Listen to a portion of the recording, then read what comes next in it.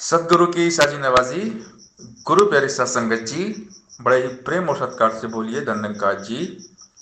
प्यारी सत्संगत जी, आज का टॉपिक है संतों का आशीर्वाद। संतों का आशीर्वाद कभी खाली नहीं जाता। संत की बात निरंकार नहीं टालते हैं। संत खुश होते हैं तो ये निरंकार खुश होता है। इसलिए संतों की सेवा तन मन धन से करनी चाहिए। संतों की सेवा बन जाए सेवा, मांगो दाता यही वरदान। संत माता पिता होते हैं। संत बड़े दयालु होते हैं। संत हृदय नवनीत समाना। संत जब किसी पर मेहरबान हो जाएं, दिल से उनके लिए दुआ कर दें तो उनकी लाइफ बन जाती है। संतों के घट से ये निरंकार प्रभु कृपा करते हैं।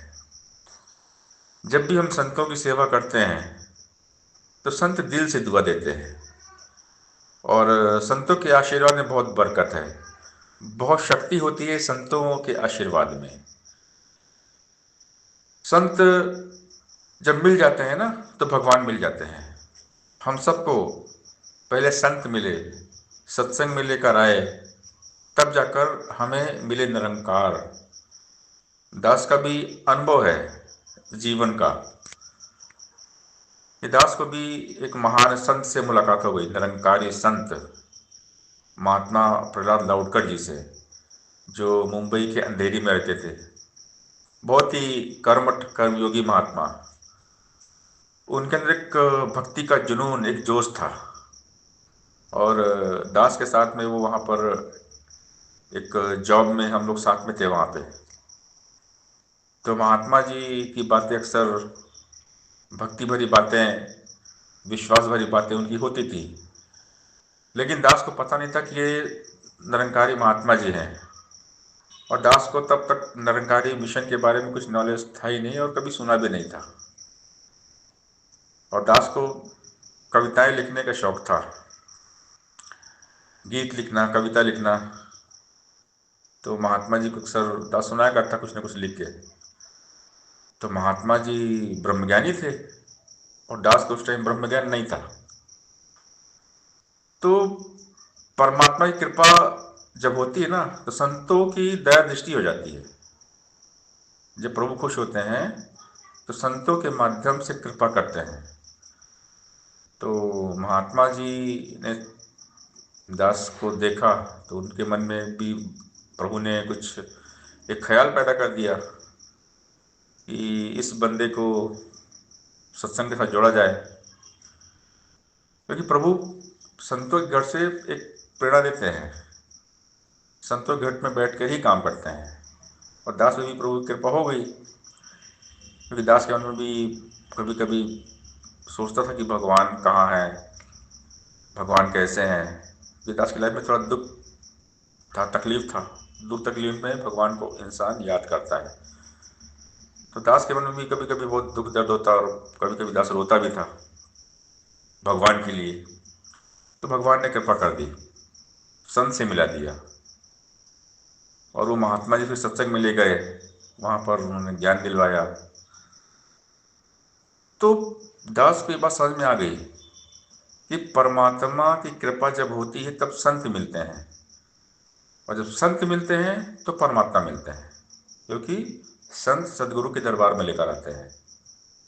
सदगुरु अपने संतों के घट में विराजमान होते हैं, अपने संतों के माध्यम से ही काम करते हैं। जब सदगुरु निरंकार कृपा करते हैं, जिसको चरणों से अपने लगाना चाहते हैं, अपने पास बुलाना चाहते हैं, तो किसी संत को भेज देते हैं। तो दास के लाइफ में भी संत आ गए और संत का मिलना ही सौभाग्य है। संत जब मिल जाते हैं ना तो किस्मत खुल जाती है।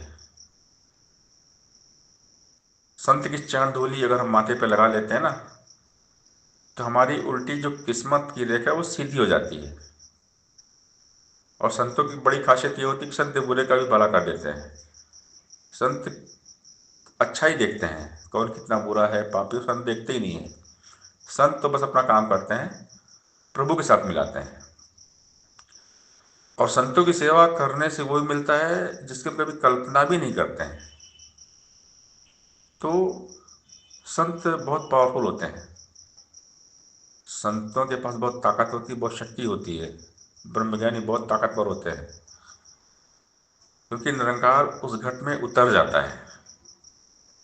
और जब निरंकार उस घट में उतर गया और संतों की नजर पड़ गई तो कल्याण हो जाता है। ब्रह्मज्ञानी की नजर पड़ते ही कल्याण हो जाता है। तो जिसको भी लाइफ में संत मिल गए तो संतों का जीवन में आना ही सबसे बड़ा सौभाग्य होता है। संतों से मिलने के बाद जीवन शुभ मंगलमय हो जाता है, जीवन कल्याणकारी हो जाता है। क्योंकि दास का पूरा जीवन का जो अनुभव है, तो अपने अनुभव से दास ने इस बात को बिल्कुल एक गांठ बांध दी कि संत जब मिलते तो किस्मत खुलती है। संत मिले तो मैं मिल जाऊं, संत न मोसो न्यारे। कि संत जिसको भी मिल जाते हैं उसकी तकदीर खुलना ही खुलना है, क्योंकि संतों के आशीर्वाद में बहुत शक्ति होती है। संतों का आशीर्वाद कभी खाली नहीं जाता, और संतों की बात को निरंकार कभी टालते नहीं है। क्योंकि दास बिल्कुल नीचे से ऊपर आया हुआ है, संतों के आशीर्वाद से, संतों की कृपा से। दास जब पूरा अपना फ्लैशबैक में जाते हैं, अपना पुराना दिन याद करते हैं, कैसे कैसे फिर यहाँ तक पहुँचे हैं, तो सिर्फ संत की कृपा है। संतों का संग करने से, सत्संग करने से, संत का संग करते हैं तो गुरु की कृपा हो जाती है, प्रभु की कृपा हो जाती है, और जीवन बदल जाता है, भाग्य बदल जाता है, किस्मत बदल जाती है। तो संतों की सेवा से बढ़कर और कोई श्रेष्ठ कार्य संसार में नहीं है। संतों की कृपा बरस जाए, संत मेहरबान हो जाए, तो सदगुरु मेहरबान हो जाते हैं। सदगुरु के संत खुश तो सदगुरु खुश, निरंकार खुश। तो संतों की सेवा करना है, संतों की महिमा गाना है, संतों की चरण धूल माथे पर लगाना है। तो जितना हम संतों का संग करेंगे, संतों का आशीर्वाद लेते रहेंगे, उतना ही लाइफ खिलती हुई चली जाएगी। लाइफ में खुशियाँ आएंगी, बहारें आएंगी, मौज ही मौज, आनंद ही आनंद रहेगा। तो संतों की कृपा, संत की कृपा ही सतगुरु कृपा है, संत की कृपा ही प्रभु की कृपा है। प्रभु जब कृपा करते हैं तब संत मिलते हैं, संत मिलते हैं सत्संग में लेकर आते हैं, सदगुरु जी से मिला देते हैं। सदगुरु से मिलने के बाद में ब्रह्म ज्ञान होता है, परमात्मा मिल जाते हैं। यानी संत मिल जाए तो सब मिल जाता है। इसीलिए संतों की सेवा तन मन धन से करते रहना चाहिए, निष्काम निस्वार्थ भाव से। संतों की सेवा बन जाए सेवा, मांगो दाता यही वरदान। साथ संगत जी प्यार से बोलिए धन्यवाद जी।